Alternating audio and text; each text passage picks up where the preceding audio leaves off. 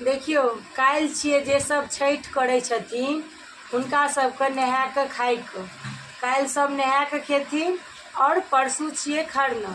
तऽ हमर बड़ कऽ रहल छथिन छठि, पानिमे ठाढ़ होइ छथिन।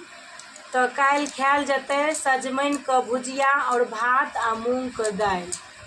तऽ भोरे हिनका टिफिनो दैके छै हमरा, तऽ दालि सब नहीं बनेबै, सजमनिके भुजिया और भात हिनका टिफिनमे देबै।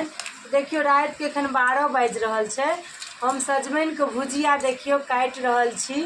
ई भुजिया और भात हिनका भोरमे बना के देबै हम, कियाकि टिफिनमे लऽ गेनाइ दालि सब नहीं ओरियाइ छै। तऽ भुजिया भात बना के टिफिनमे दऽ देबै और रातिमे हिनका हम दालि तालि जे तरुआ पापड़ हेतै से बना देबै।